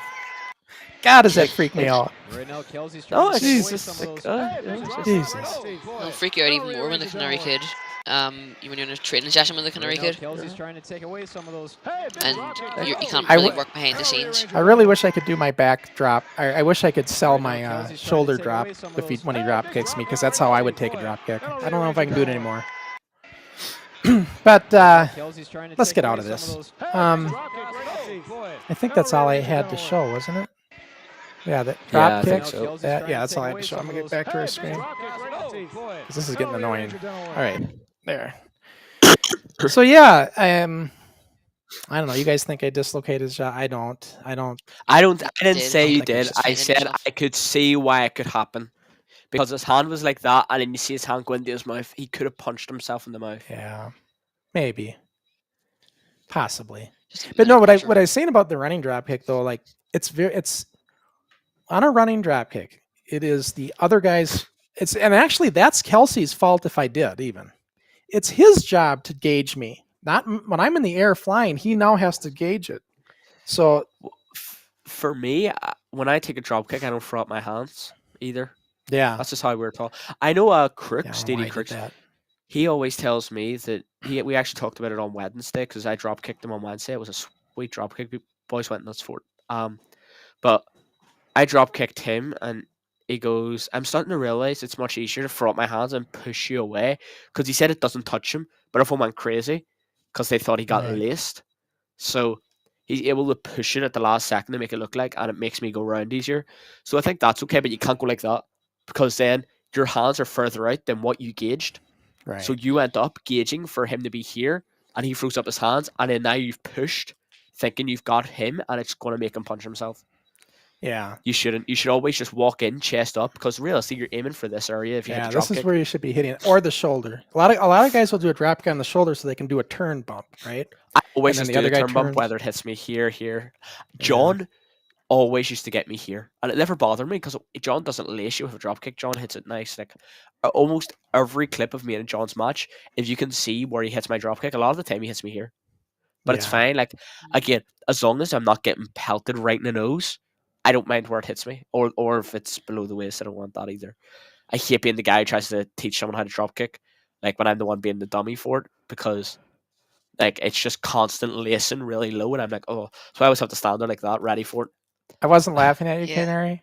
I'm just laughing at the comments. Dixie, Dave, and Ben are going toe to toe in the comments. Oh, let's get them in. I mean, they're just going back and forth. It's just it's kind of funny, to be honest with you. But I there's just too many of them. I don't know where to start. They're just going back and forth. But anyways, yeah. No, I'm sorry, Canary. What were you saying with that?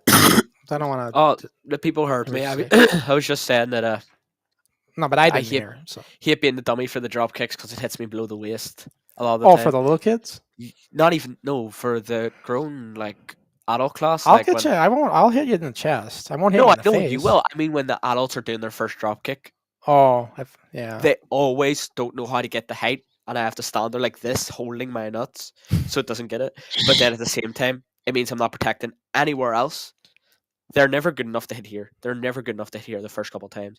But Yeah. that is right in the arm hurts. That it's hurts so way. it's so much nicer landing in a ring too. When I've been, I haven't thrown a drop kick in 35 years. So I had to make sure I still could. I know how to do it. So but I got to know if my body can do it. So all I can land on is the damn floor, and it hurts. So I know when you're in a ring, it's so much better. But yeah, landing on a wood floor, yeah.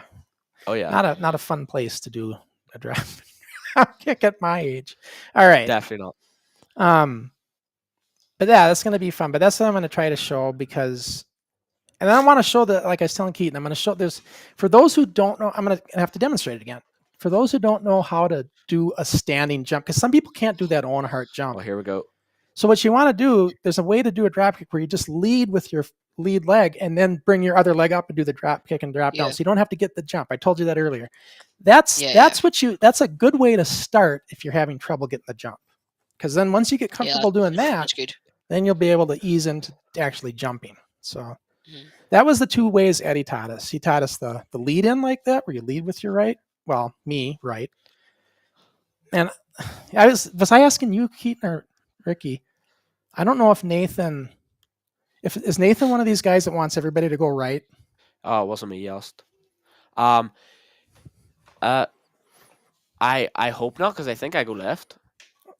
Okay, well, I mean, when I say that, like I'm right-handed, right? So I'm going to throw a right punch. He always tells you he's all about leading with the right. Yeah, so if you're going to drop kick, if I'm right-handed, I'm going to lead with my right. Now, Eddie Sharkey. What way you turn? Because I was going to be like, I always lead with the right, turn on the left. But I get what you mean. Yeah, I'm turning to this way, because I'm right-handed. If I'm left-handed, I'm going to want to go the opposite. And Eddie Sharkey and Greg Gagne too, they were big on this, that you do it which hand you are. Because, and Eddie had a way he said this. He's something like, yes, if you're right-handed, you can sign your name with your left hand, but it's going to look like shit. Yeah. Same with a drop kick. You can do a left, if you're right-handed, you can do a drop kick on the left, but it's going to look like shit. So he always wanted you to go. This is a huge debate with the drop kick, you guys. Some trainers always want you turning right. Others, they want you to go with what you are, right-handed or left-handed. Because when you're left-handed, you punch left, you lift left, right? If you're right-handed, you're going to do it the opposite. That's what I was trying to say. But if Nathan is big on going the one way all the time, like I've seen yours, Canary, you do it like I do. You go this way. Yeah. That's right-handed. Keaton, you're left-handed, right? Yeah, I'm left-handed. Yeah. And so were you trying to go this way doing it, Keaton, or were you trying to go this way? The left way, I think. What way? What boot do you throw up first? Left or right? Left. Left, right. Yeah, because that's you're left-handed. So then you're turning right? Yeah. Okay. Yeah, I guess I see what you're saying now. You're talking about the turn. But yeah, the turn. So yeah, like left-footed, right-handed, left-handed. That's what I'm getting at. And but some trainers are just adamant about it. You got to go to the right. You got to go to the right. And left-handed people struggle with that. And that, I was going to say, if you were being forced to do it that way, I can see why you're having trouble. So, but if Nathan does it that way, I don't want to show you guys to do it the other way because that wouldn't be bad. So,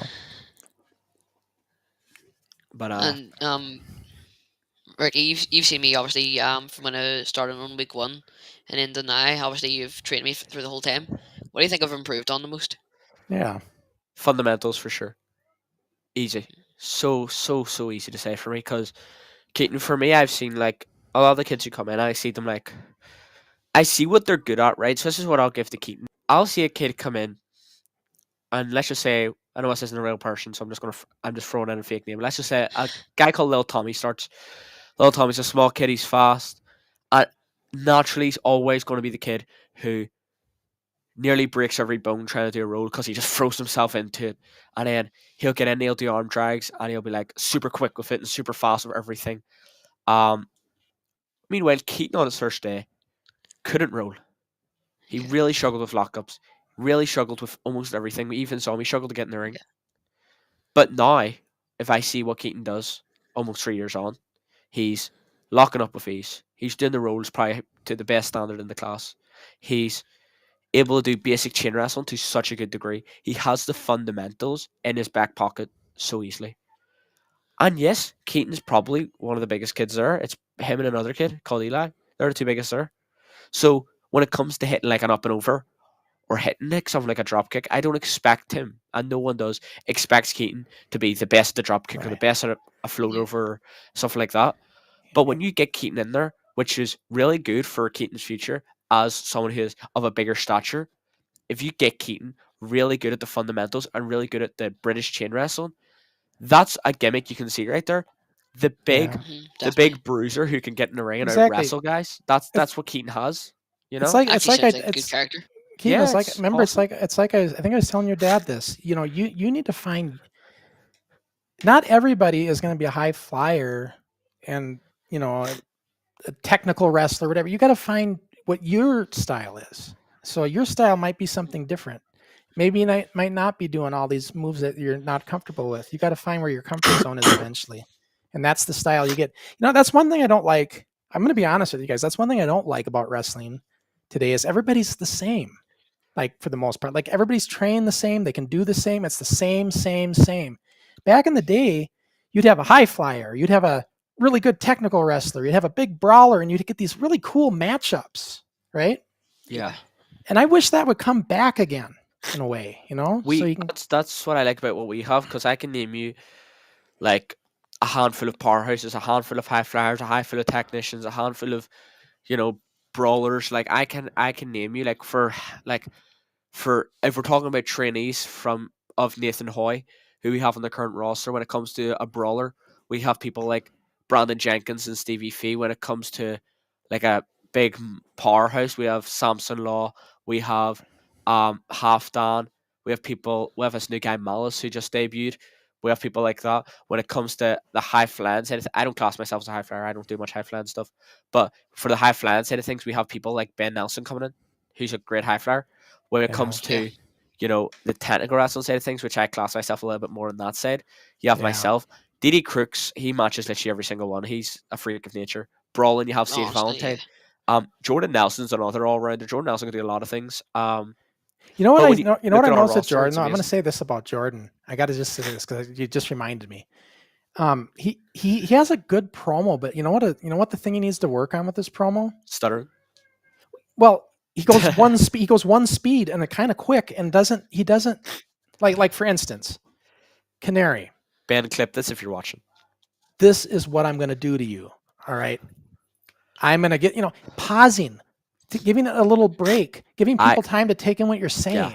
You know what I'm saying? That's a superpower that I only realized that everyone has access to. It's a secret weapon. See, for me with my promos, I like to think I was always good for my experience at a promo. Like I wasn't very experienced at promos, so you know, for my standard, it wasn't too bad. Now I like to think I'm a good promo. But like, No, that promo you did was pretty good. That last yeah. one. So if you watch what I'm doing, I'll talk, and I'll pause. I'll talk, I'll sell the back. Oh, you know, and I talk again. Talk, start getting hyped up, calm. You know? Because think about it. You got to give the crowd time to react. You have to you're look. saying. See, if you want to know how to do a good promo, there's so many people to look at. But some of the best ones are go to CM Punk, go to Cactus Jack, go to people like that, like Mankind, his promos. Like, you look at those, Jake the Snake, look at those guys and how they speak. How they, Cody Rhodes is an underrated promo. Look at people like that and how they carry themselves. And it's all about having a good vocabulary. See, if you're going to come into a promo and you're going to say, like, this Sunday, I'm going to beat your ass. And when I beat your ass, I'm going to prove that I'm the best at beating ass. See, if you don't change up your vocabulary, or if you just say the word beat and stuff like that, that's kind of boring. And don't say the same. Everybody says the same thing. He's going down. Whoa. Oh, that's gonna get us going, right? Oh, that's amazing. I Jimmy mean, Big Bollocks over there just said the exact same line about this other guy, and he didn't do it. So what makes me think you'll do it? No, that's not how it's going to happen. You have to change it up. You have to yeah. work. See if you look at DD Crooks promo, and then you look at my promo. So different. I don't even think DD Crooks likes my promos. I actually respect Dylan's. He's going to hate me for saying his name. But DD, he's very like he has his way of doing promos, and he's not really interested in the other ways of doing promos. I do promos a little bit different. I cut a promo like you got Johnny Depp and made him angry and put him in front of a camera. Like that's how I like to see my promos. But then I also take inspiration from the people like CM Punk, like Cactus Jack that I see before who gets so passionate and fired up and angry. Right. And that's what you want. You want to tell that story. Obviously, if I'm not angry and I'm not have nothing to be angry about, I'm not going to cut an angry promo. That's kind of Right. sad for me. I love And cutting angry promos. But Ricky, like, we've talked about this a lot. Your promo and your character is half your gimmick. And so some guys might be really good in the ring, but they have no character. yeah, And so like it does nothing. an example that who gave it. I want to say his name, but then I don't want to say he gave it in case he didn't give it. But I'm just going to say he did, and hopefully it was him. It was Damien Corvin actually spoke about gimmicks, and he said, "I really feel like I'm saying the wrong person. It might have been Drew Onyx, but I'll just say it was Corvin."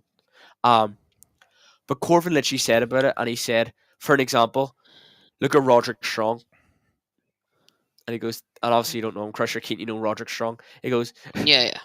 he's a good wrestler, but he's what's his character? He's Roderick Strong.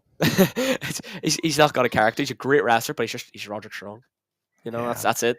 And Yeah, that's exactly. it. Like for me, I like to think I'm an alright wrestler. I'm a much better character than I am ever a wrestler. That's what happens when you were the drama kid in school. That's what I am. I was always interested in drama.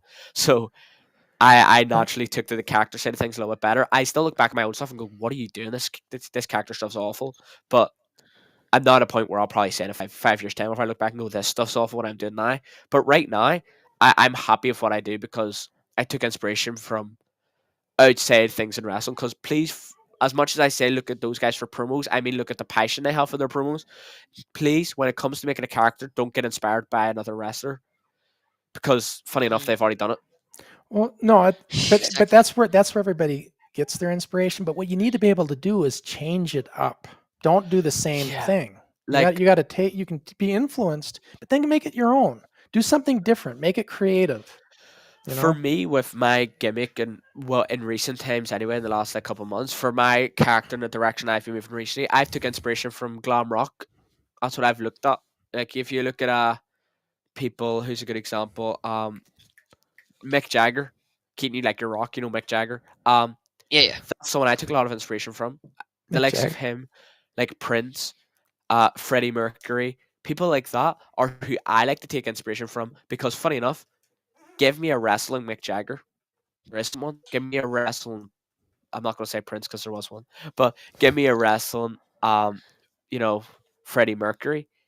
You can't really give me one who really embodies the passion of those people. You can't, or the The slickness only and thing the close I can get cockiness. to You Mick know, Jagger, the only thing I can get close to Mick Jagger is Jesse the Body, and he wasn't lying. He's like, he was the art of a promo, and he'd come out there and he'd say, Yeah. you know, he'd say like, I was the bodyguard for the Rolling Stones because they were in town, you know, and he was friends with the band, so he actually was. He wasn't lying.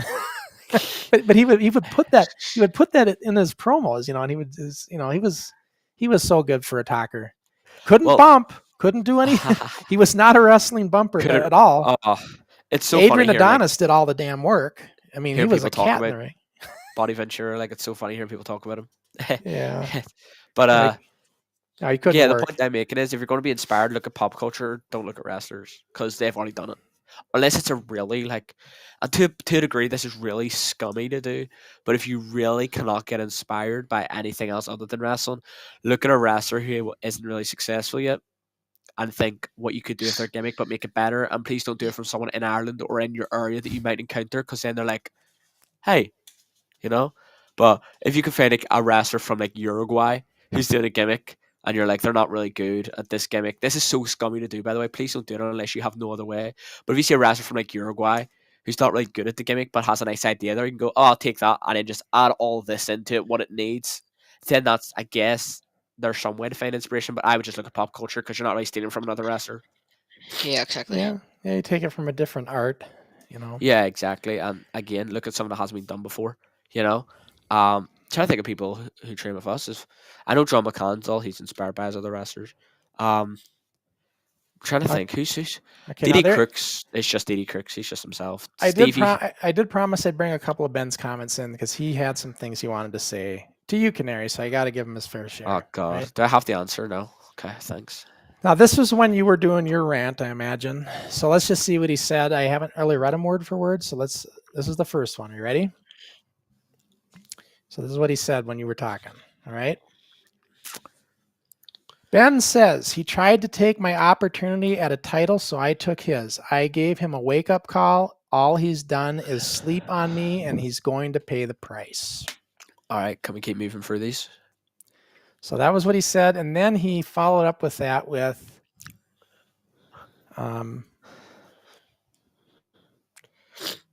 bros crashing out. What's that mean? RN? Like get Come oh on. right now. Crashing out right now. His head's gone. If you watch our matches, you can tell when his face changes. He knows he can't beat me, and he'll see it on May 17th. And see you soon, Canary. XX. This guy. Next one. So that was the two big ones, and then he was mainly listening. And then him and Dave have just been going back and forth. And I got to say, Ben, thank you for doing my dirty work. But Ben, you're not off the hook. Yeah, let me tell you why I don't like outside interference, because I have been screwed over so many times by it. I don't like outside interference. It's like it's the worst thing that happens in this business, because it's out of your control. But my bigger concern is that the fact that now you got a taste of cheating, and I don't know where that's going to lead. So, Oh yeah. we have a championship match to get to, guys, and I'm thinking back, Ricky, when we first announced this, when I broke the news to you guys. Remember, it was a surprise, and you were speechless. And you and Ben started out with good intentions, and I don't know how you guys got off the rails. I really don't know how this happened, but it did. And if you guys both don't get on track again, when I say on track, I'm just saying focused. I'm not asking you guys to go in and play nice and pat each other on the back and,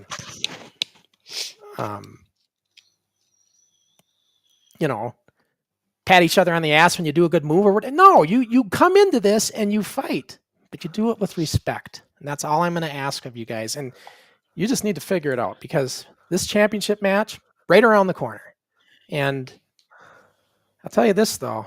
What's Dixie Dave saying? Let's bring in one of Dave's comments. He's been crying that his I comments. also found like 3 questions for Crusher on like Keaton. So Crusher, you need to get off your high horse, because the problems between Ricky and Ben is your fault. Well, Dave, I don't know what Dave was going to try to join us in here, and he can't get on somehow. And he has the link. I don't know if what's going on here, but this whole studio's been acting up. It's not playing videos. It's not something. We got to get this fixed, guys. But anyway, I mean, I can't even play videos and stuff, so something's messed up. I'm surprised that. Did you have any issues getting in? Me? Did it let you in? Yeah, when you came on. I was perfectly fine getting in. Yeah. Okay, it's weird. Anyways, he thinks it's my fault that you guys are. And Dave, all I'm going to say to that is I'm not the one that kicked his knee. I didn't do that. I didn't kick his knee. That was him. I don't actually want to talk about this much, so I'm just going to briefly say it. It's not Crusher's fault completely, right? It's not. Sometimes when someone gets the slightest bit of an opportunity, an ego forms, and that's what happened with Ben Nelson. I've had the opportunities. I've had the big moments. I've been a champion already, so I know how it feels to be a champion. Ben doesn't. So what happened with Ben was it's like Aladdin when he gets the genie's lamp. He becomes really greedy, and he thinks that he has to do all these things to really live up to this expectation that he doesn't actually think he can live up to. And because of that, he just became an egomaniac who seeks sympathy and tells all these sob stories about himself to try and get other people's attention. So it isn't Crusher's fault directly, but he did dangle a needle in front of an addict. That's what I'll say. I didn't dangle nothing in front of Ben. Ben, you made the choice to go in there and interfere. Everybody is responsible for their own actions, just like Canary is responsible for starting it. And Ben, you're responsible for what you did. And it's time everybody starts taking responsibility for what they did, including Dixie Dave trying to instigate further. So I'll tell you something. All this tension, and that's what a world title does, because this is not just a championship, this is a world championship. And I'll tell you something, you guys, whoever wins this, when you go into an area with a world title, you got a target on your back. Because everybody's going to be coming at you, and you got to be ready for anything.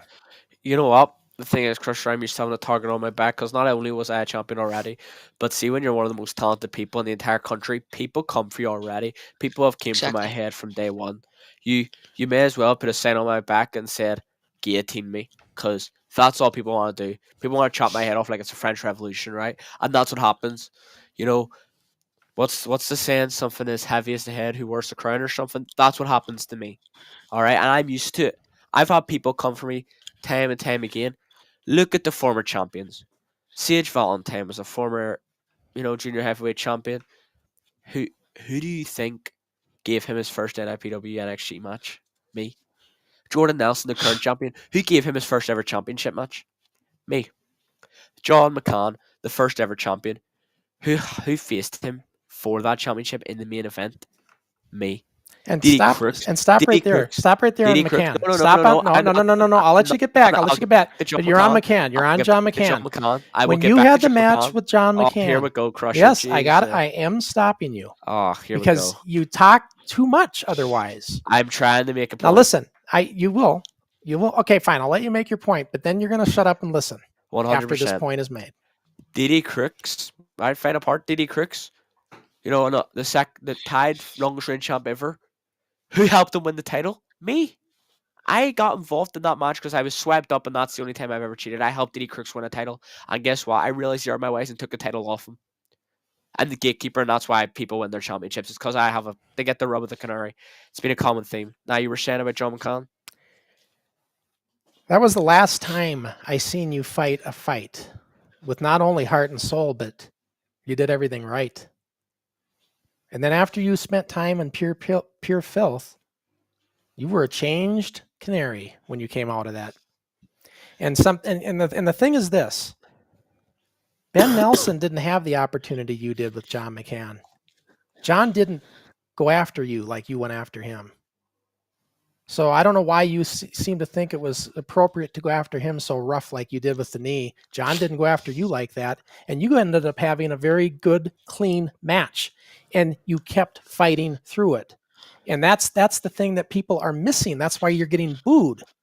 So you have to realize, Canary, that this is not going to end well for you if you keep doing this. You know what the problem is when you start doing, you're not breaking the rules, but when you start playing dirty pool like that, you start losing a sense of respect for yourself and your own confidence in what you can do with your abilities, because you figure I can just take the easy way, and it becomes easy. And so you don't have to fight as hard, and you start losing the heart and soul. And that's what I'm trying to tell you. Now, I know... Crusher. Sorry to interrupt there, but I'm going to need to go now. Oh, all right, Keaton. Sorry. I need to do mental stuff with my diabetes. Yep, for your diabetes. Not all problem, right. Keaton. Yeah. Good having you on. Okay, thanks. Thank you for having me on. Yeah, Not a problem. thanks. Have a good one, Keaton. See you. Yep. Bye. Yeah, I forgot about his diabetes. Yeah, we ramble on so much with our talk, and we actually haven't been too long. We're getting towards the end of the show. Longer than usual, anyway. It's almost 2 hours. Usually we're about an hour and 20 max. But we started 2 hours early tonight, so that's good for you. Yeah. But what I was trying to say, I lost my train of thought. You seem to do that a lot. You were saying about how I allegedly lost the heart and soul in me.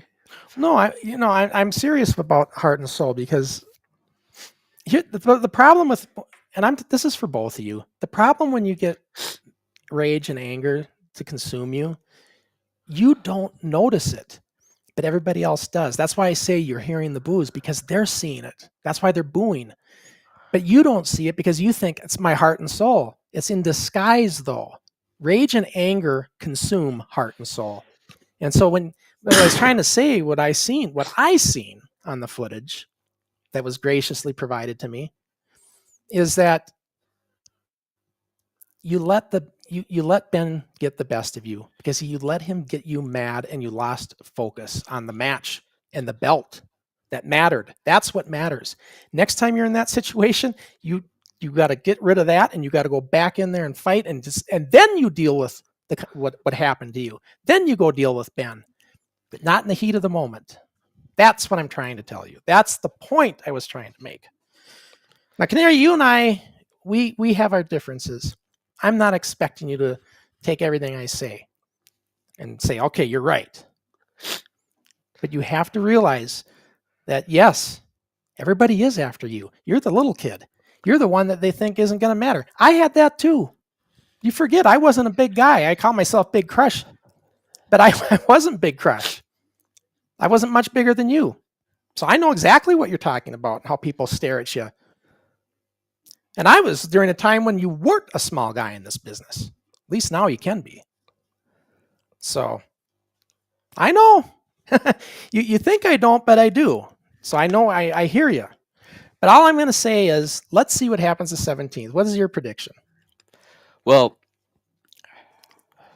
my honest prediction is that we're going to realize Ben Nelson's bit off more than he can chew for the time being. I'm not going to lie to everyone. I'm not. I'm going to be honest.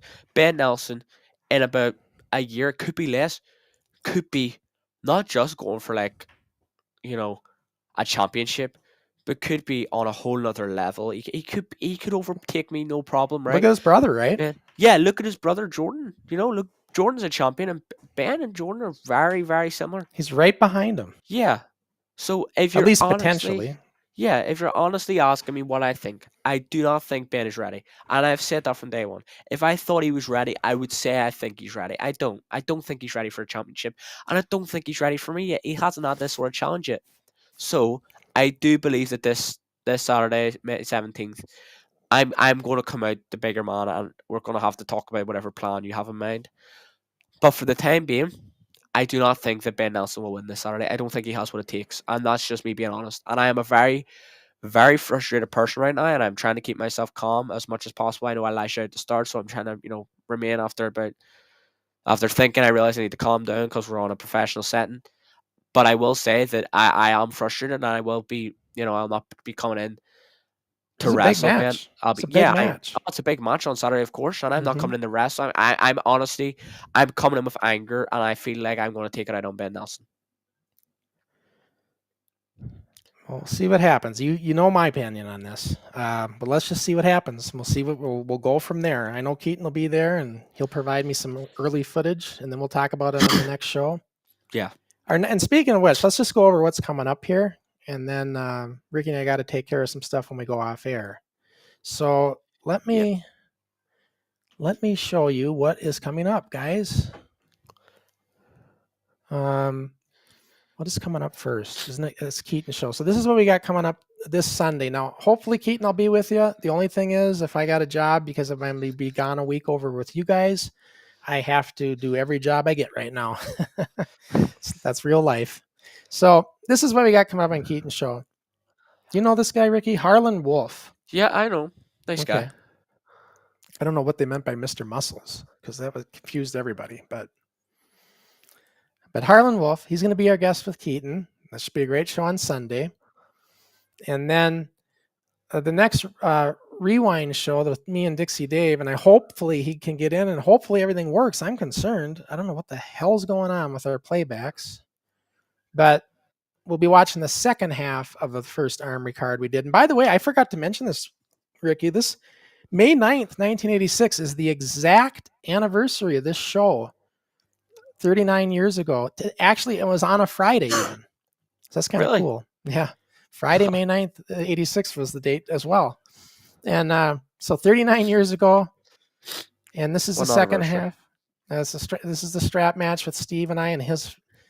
Oh man, this is just memories of this one because I told Steve, I said, "See, what are we doing for straps? I'll take care of it. I'll take care of it. I'll take care of it." And then he comes in with these little tiny leather whips that were about a 1/4 inch wide. It just hurt. It hurt every time. It's like getting whipped with a weeping willow branch. Oh, I don't know if all those trees or not, but yeah, that hurt. It should have been a big fat leather strap, guys, because that doesn't hurt as much. That's why they do the big leather straps in these matches. They don't usually. Steve wasn't the smartest guy.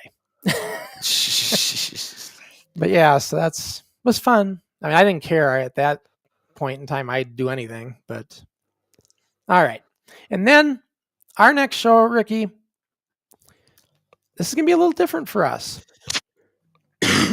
Tina Louise. She's a gear maker. She's done gear for Hernandez's folks and who knows how else. She's also related to somebody in the business, or a former WWF Women's Tag Champ. I forget her name.